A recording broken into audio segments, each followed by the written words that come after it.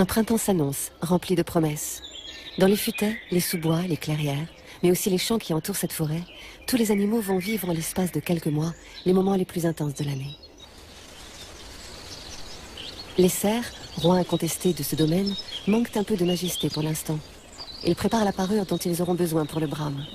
Ces fameux bois que les mâles sont seuls à porter tombent et se renouvellent chaque année. Dans les premières semaines de la repousse, les andouillés sont encore très arrondis et recouverts d'une peau veloutée. Les plus jeunes cerfs perdent leur bois en mars-avril. Les plus âgés les ont perdus en février. Il faudra 4 mois pour les refaire.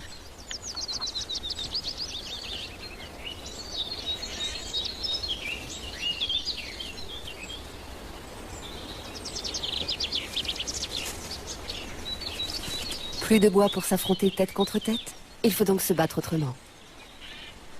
Même si l'on est encore loin de la période du rut, les tensions sont déjà vives dans les hardes. De ce groupe de mâles fébriles sortiront en juillet les plus belles têtes, les irrésistibles séducteurs. Et le brame commencera.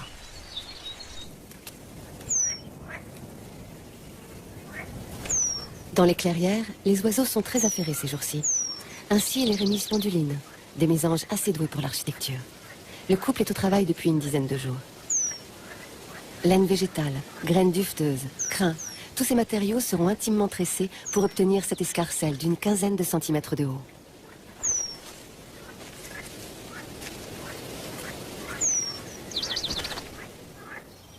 La famille des passereaux comprend décidément de grands bâtisseurs. La mésange à longue queue en est un autre, grande par son talent, mais non par sa taille. C'est un des plus petits oiseaux, elle pèse à peine 10 grammes. Elle cale toujours son nid à la fourche d'une branche, tissage de mousse et de lichen pour l'extérieur, garnissage de plumes pour l'intérieur. Pour parfaire le camouflage, la mésange à longue queue va parfois jusqu'à revêtir la surface de morceaux d'écorce et de toiles d'araignée.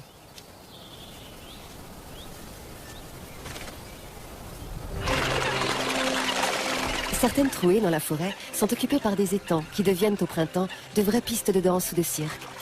Car avant de confectionner leur nid, les oiseaux aquatiques se font de grandes déclarations, d'amour ou de guerre.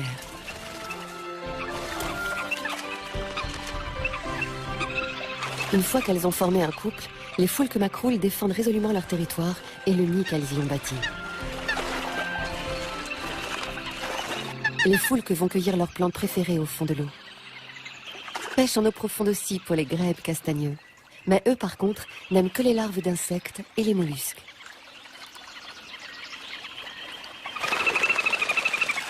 En période nuptiale, les conflits territoriaux rendent les castagneux quelque peu hargneux.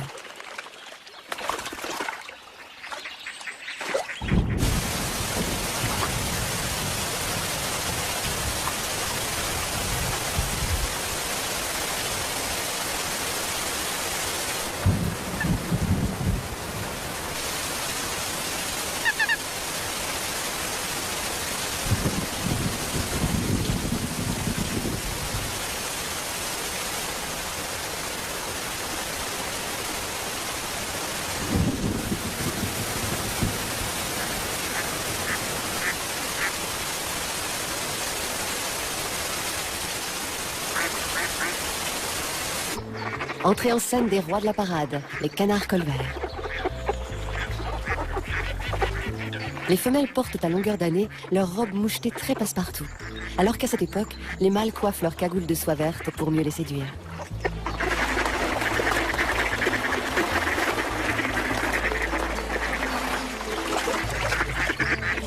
Ce sont les femelles qui incitent les mâles à parader, à seule fin d'observer les performances des concurrents, de les évaluer pour choisir celui qui est censé être le meilleur géniteur.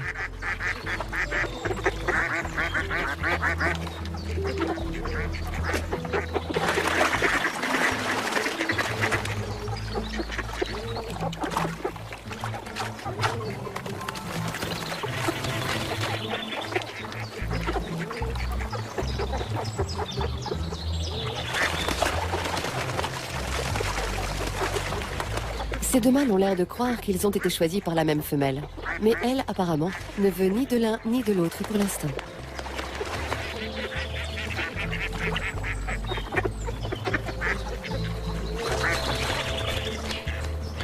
La canne a fait son choix. Et l'heureuse élue s'en félicite apparemment. Elle est prête à sombrer.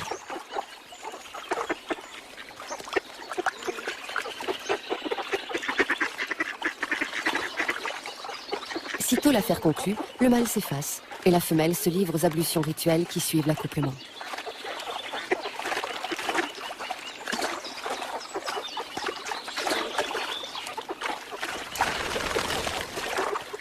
À présent, lui s'en va vers d'autres conquêtes, tandis que celle qui est déjà son ex va confectionner un nid.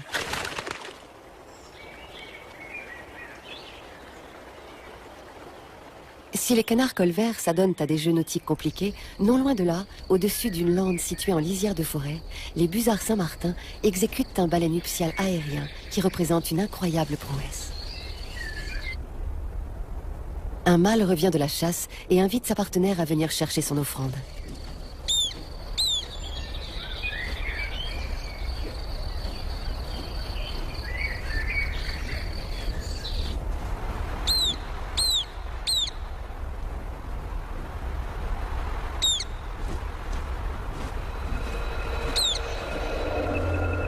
Ce mulot, la femelle va le garder en réserve.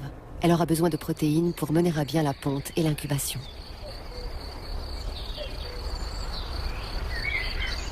Une fois ce présent en sûreté, elle va bien vite retrouver son séducteur de haut vol qui a une nouvelle surprise pour elle.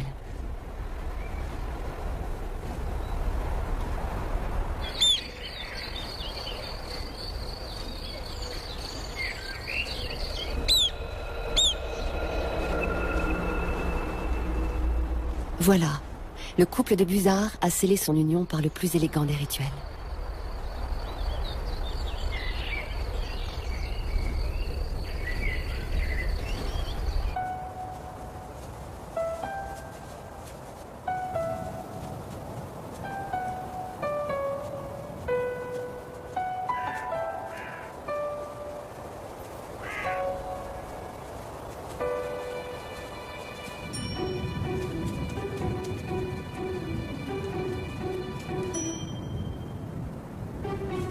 Mars.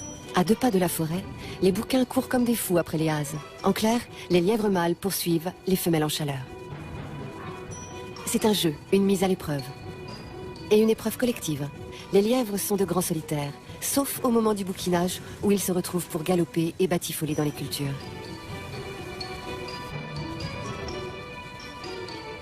Vient le moment où il faut départager les prétendants. Cela se joue au point.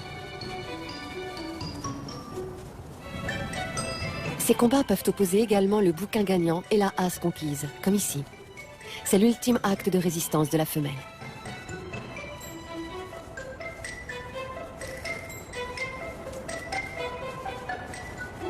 Lorsqu'elle aura cédé, l'hymen sera consommé en 30 secondes dans cet immense lit de verdure.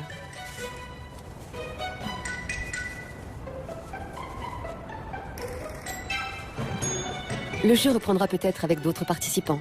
Juste après s'être accouplée, la hase peut recommencer avec un second partenaire et porter des petits de 2 mâles différents.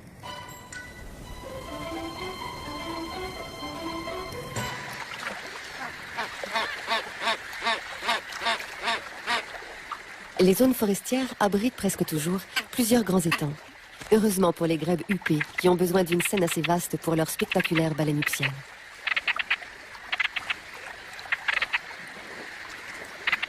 Cette pantomime n'est que le début d'une savante chorégraphie qui se déroule en plusieurs temps et qui doit être coûteuse en énergie.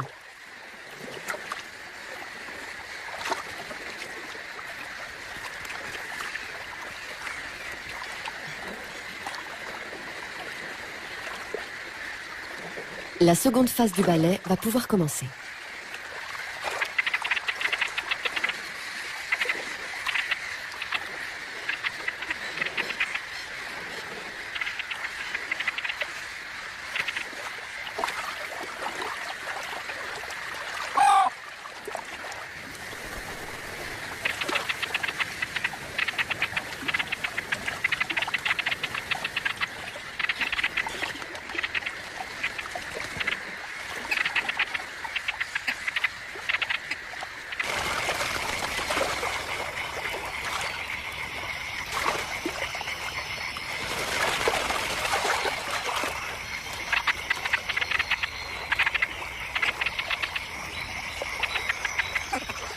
La suite se passe dans les coulisses, et là, il ne s'agit plus de parader, mais de se mettre à l'ouvrage.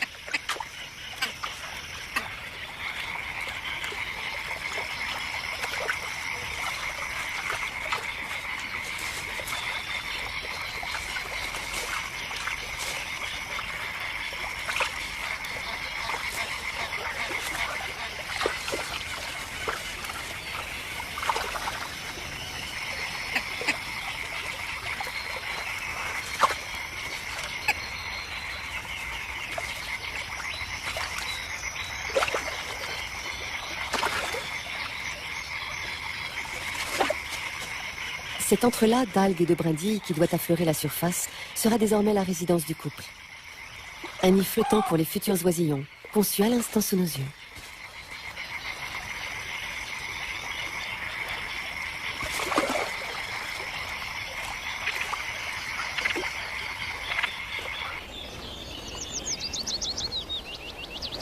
Sur les étangs, comme dans les plaines et au cœur de la forêt, le printemps fait renaître les passions et palpiter la vie. Pour cette biche, l'événement de la saison est imminent. Elle s'est isolée de sa harde pour mettre au monde son faon.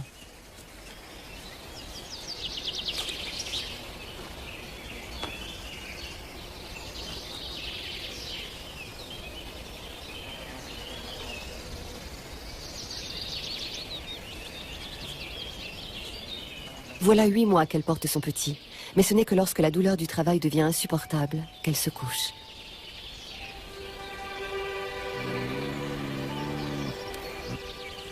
Couchée, debout, la biche ne tient plus en place. La délivrance ne tardera plus. Elle se fera loin de tous les regards.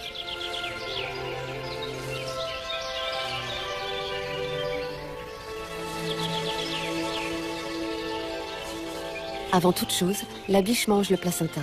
Son odeur risquerait d'attirer les prédateurs. Et puis, il contient des vitamines indispensables après une telle épreuve.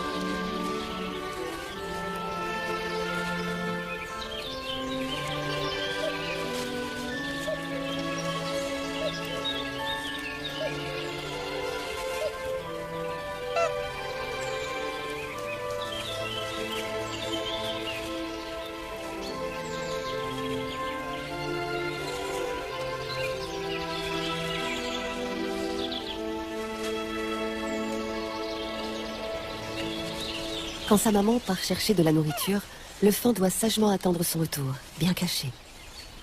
Sa robe tachetée est un camouflage parfait dans les sous-bois.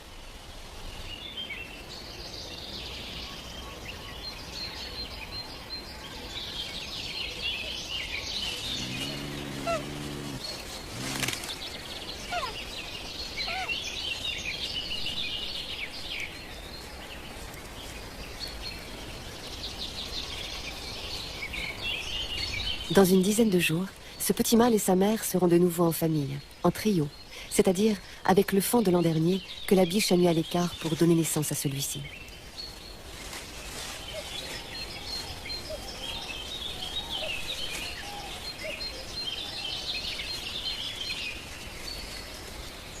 Il boira ce lait bien nourrissant pendant 6 à 8 mois. Dans 8 semaines, il aura perdu ses taches de Bambi. À 2 ans, il ne sera plus un faon, mais un daguet, et devra quitter sa famille pour intégrer un petit groupe de jeunes.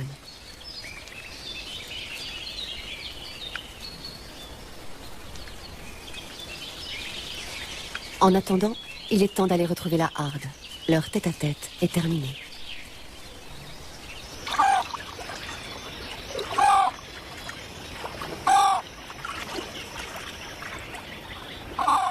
Fin mai. 6 semaines se sont écoulées depuis la danse nuptiale des grèbes huppées sur l'étang. Ils ont passé 28 jours à couver à tour de rôle et viennent de voir leur patience récompensée par l'arrivée de 3 oisillons, qui ne se montrent pas pour l'instant. Est-ce le mâle qui est au nid ou la femelle? Difficile à dire, tant les deux sexes se ressemblent. En tout cas, elle et lui se relaieront aussi pour le nourrissage. En attendant le premier poisson qui va leur être apporté, il faut préparer le gosier des petits grèbes, les habituer à déglutir. Cela se fait avec une plume que l'adulte s'arrache pour la leur donner.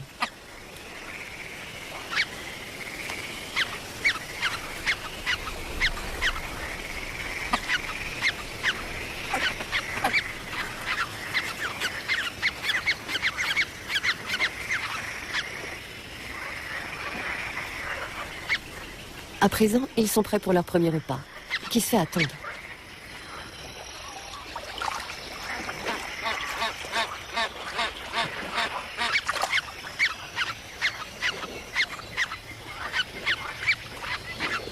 Un peu gros, ce poisson, pour de petits becs encore mal rodés.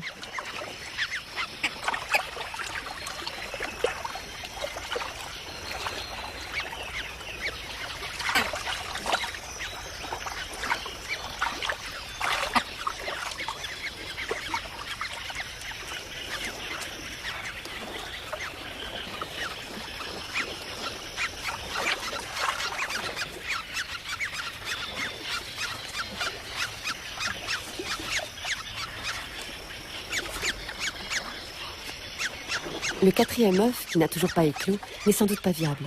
Inutile de le couver plus longtemps. Mieux vaut consacrer toute son énergie aux 3 premiers.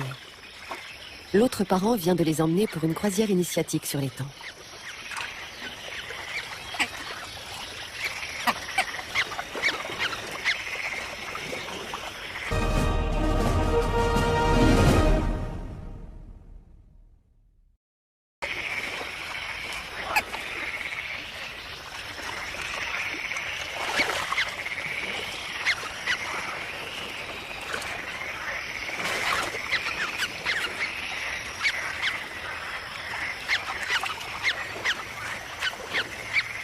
C'est avec le bain d'essai que l'on s'aguerrit. Les parents ne sont pas pressés d'y mettre fin.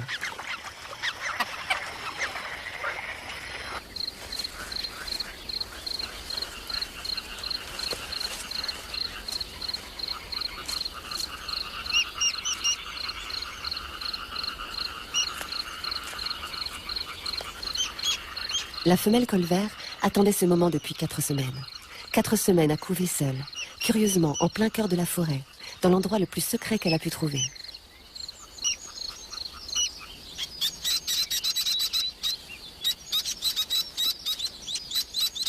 Sa nichée est très réussie. 12 canetons pleins d'allant.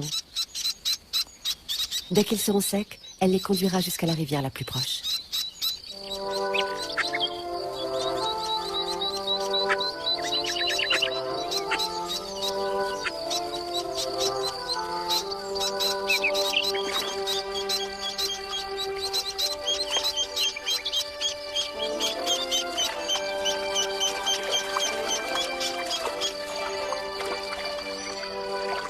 Le but de cette sortie, trouver un endroit où les canetons pourront se nourrir.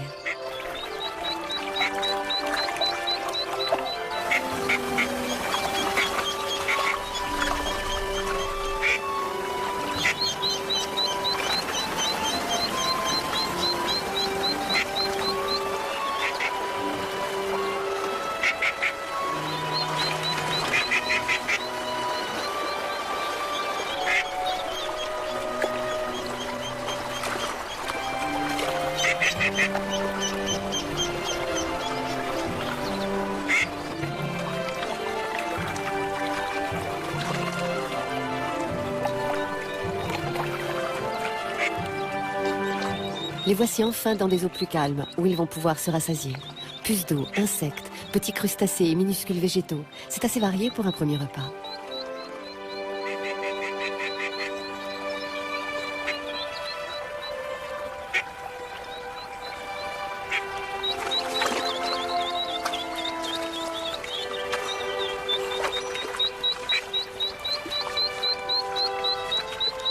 La canne profite de ce que ces canetons sont occupés à manger pour faire sa toilette, secouer ses parasites. ce qui les laisse perplexes et même un peu inquiets de la voir gesticuler ainsi.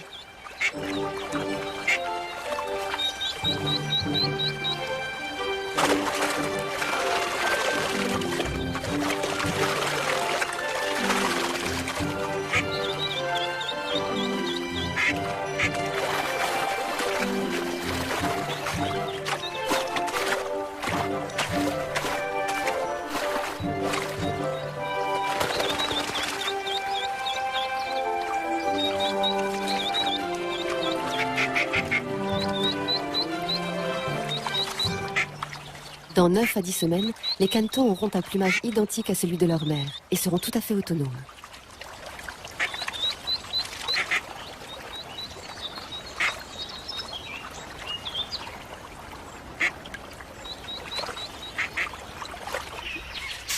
Mi-juin, un peu partout dans les sous-bois et les roselières, la couvaison est finie, les œufs sont éclos, les oisillons réclament, et les parents triment pour leur apporter à manger.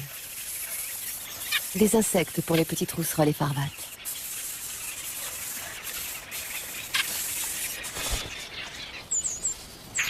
Trois bêtes à nourrir chez la fauvette grisette et non des moins voraces.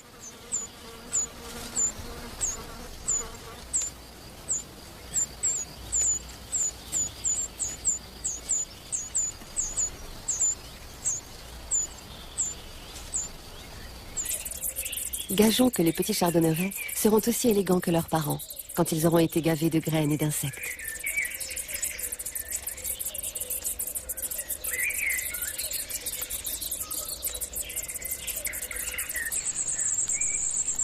On constate la même gloutonnerie dans le nid des pinsons. Comme dans celui de la pie-grièche. Le plus criard de ces jeunes merles sera-t-il servi le premier? Oui, parce que c'est une preuve de vigueur et que l'adulte favorise ses rejetons les plus vigoureux. Chez les mésanges, on reste caché jusqu'au dernier moment.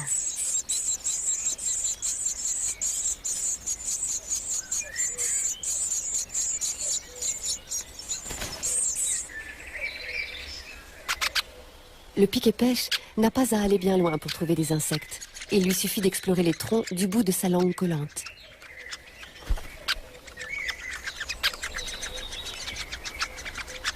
Pour tous ces oiseaux, insectivores ou granivores, le printemps est la saison où l'on s'épuise pour nourrir la génération montante.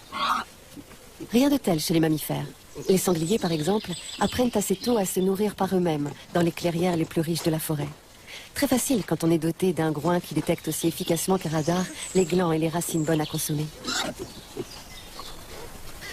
Il n'a fallu qu'une dizaine de jours à ces marcassins pour cesser de téter à longueur de journée et rejoindre les laids, les femelles et les autres jeunes de la compagnie.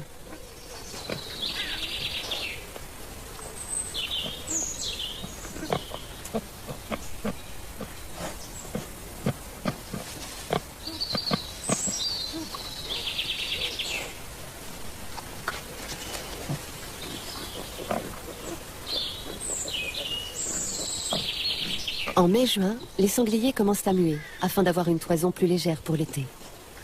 Cette livrée uniformément anthracite, les marcassins l'auront vers l'âge d'1 an, après un stade intermédiaire où on les appelle bêtes rousses. Pour l'instant, à un peu plus d'1 mois, ils gardent leur tenue de camouflage.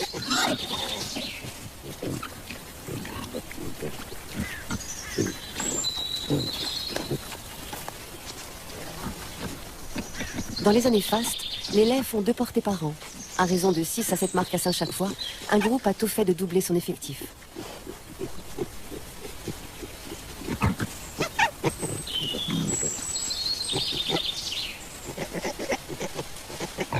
Il y a une règle d'or que les marcassins assimilent relativement vite.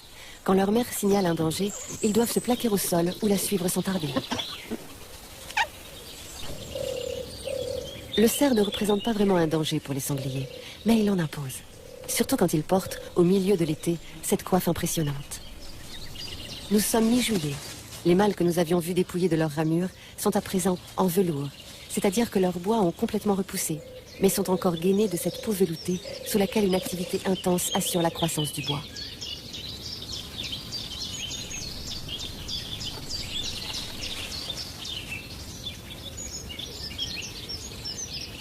Maintenant que chaque individu de la harde a partiellement retrouvé son panache, les hiérarchies se rétablissent.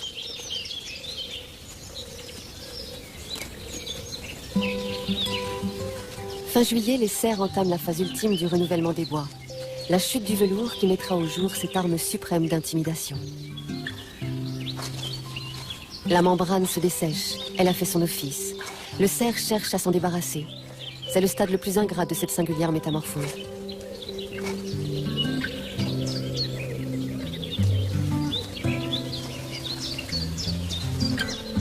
Lui a terminé sa mue et retrouvé sa superbe. On ne peut pas en dire autant de tous ses compagnons.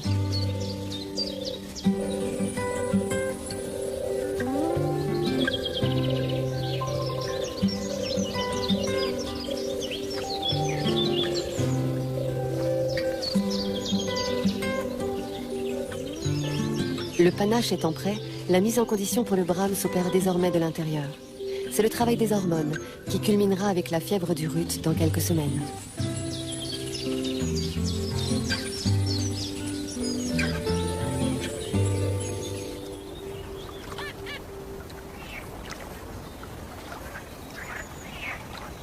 Juillet, sur une mare occupant une grande clairière.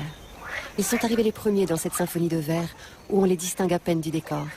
Par contre, ils se font entendre déjà depuis 2 ou 3 jours. Ces inlassables choristes sont des grenouilles vertes, des mâles en quête d'une partenaire.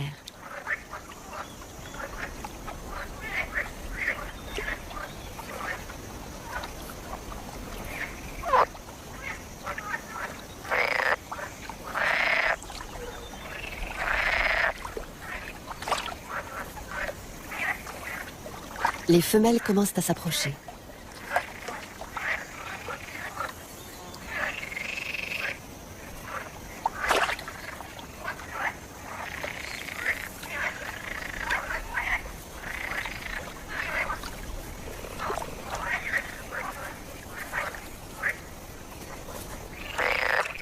Ces curieux organes qui font penser à des bulles de chewing-gum sont des sacs vocaux.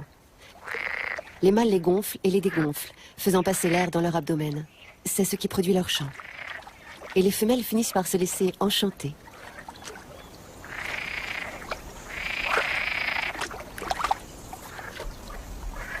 L'étreinte qui met en contact les cellules sexuelles des 2 partenaires n'est qu'un des différents modes de fécondation des amphibiens. Chez d'autres espèces, ovules et spermatozoïdes sont envoyés dans l'eau pour une rencontre laissée au hasard. Dans tous les cas, les femelles pondent de 8 à 900 œufs, le minimum, en l'absence de copulation, pour perpétuer l'espèce.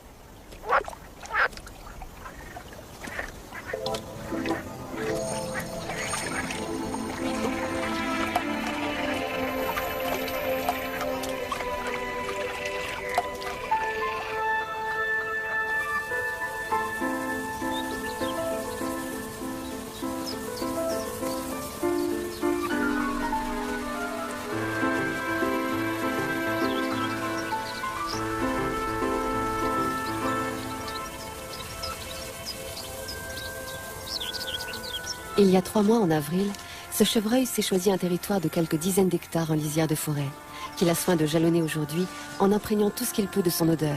Ceci est mon domaine.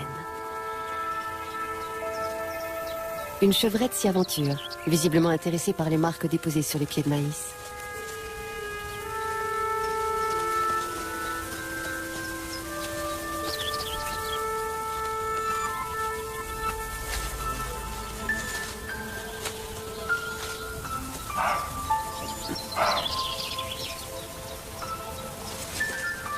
La chevrette ne sera réceptive que pendant 48 heures. Alors, pas une minute à perdre.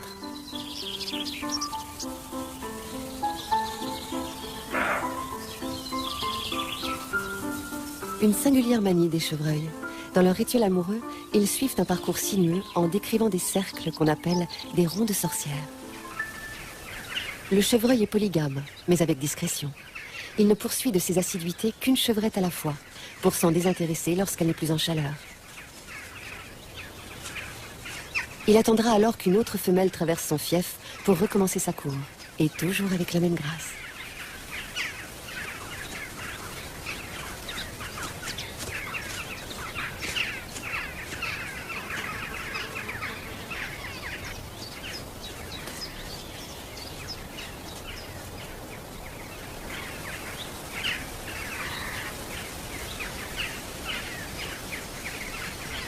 Ces galops dans les champs font partie des rares moments où mâles et femelles sont ensemble.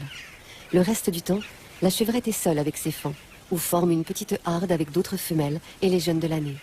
Quant aux mâles, ils ont des territoires distincts, mais qui peuvent se chevaucher plus ou moins.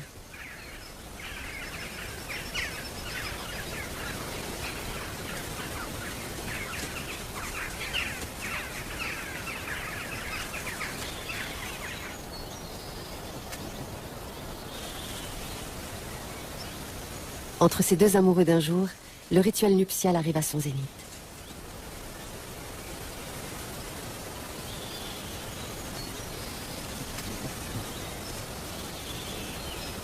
Le mâle repart illico vers d'autres aventures. La chevrette, pour sa part, en a fini pour cette saison.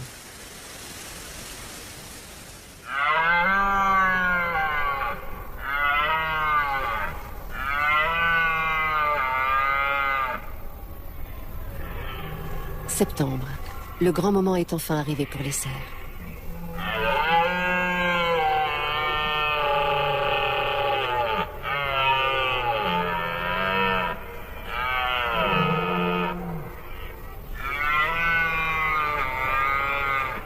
Les cris rauques des mâles annoncent des tensions dans la harde, des rivalités qui se traduiront très concrètement sur le terrain.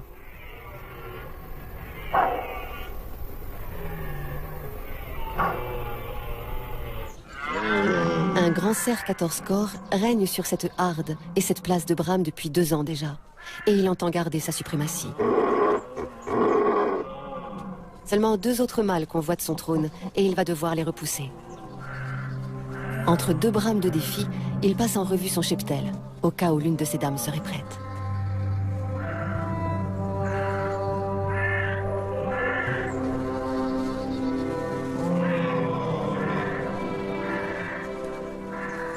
Du crépuscule à l'aube, et même le jour parfois, le manège se répète, pratiquement sans relâche.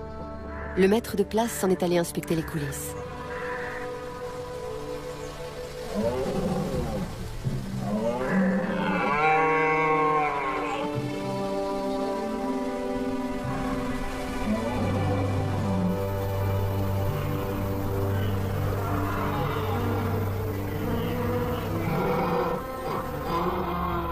Les biches, qu'elles aient ou non un faon, ne sont réceptives que pendant 2 jours. Tout comme le mâle annonce ses intentions par des dépôts odorants, les femelles se révèlent disponibles en émettant un parfum particulier, sécrété par leurs glandes anales, d'où l'empressement du chef à les examiner.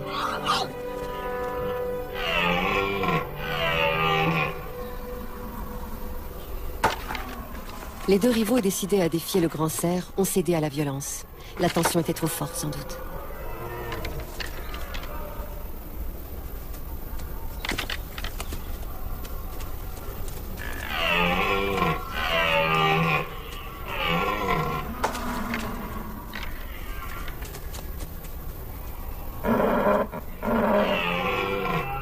Regardez comme je suis beau et puissant. C'est bien là le message que le grand cerf veut faire passer. Car un tel mâle est censé être un bon géniteur, un père fort, qui ne peut qu'engendrer une solide progéniture.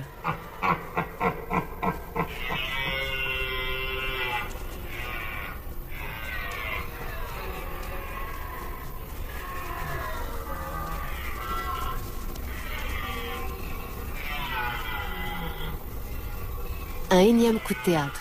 2 nouveaux challengers se présentent.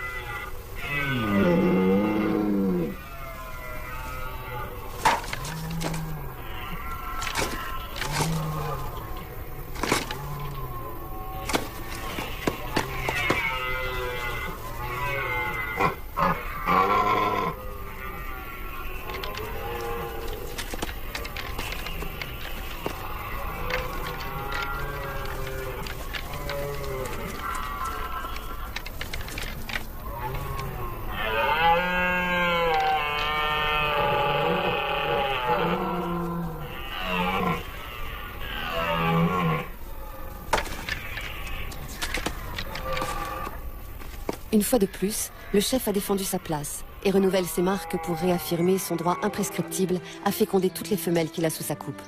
Tel est l'enjeu de tous ces coups de bluff. Le calme est enfin revenu. le mâle dominant va pouvoir tranquillement honorer ses femelles. Les maîtres de place, comme leurs adversaires, arrivent au bout de l'épreuve du brame. Épuisés par toutes ces tensions, ils auront perdu un quart de leur poids. Certains pour avoir pu transmettre leur gène, d'autres pour rien.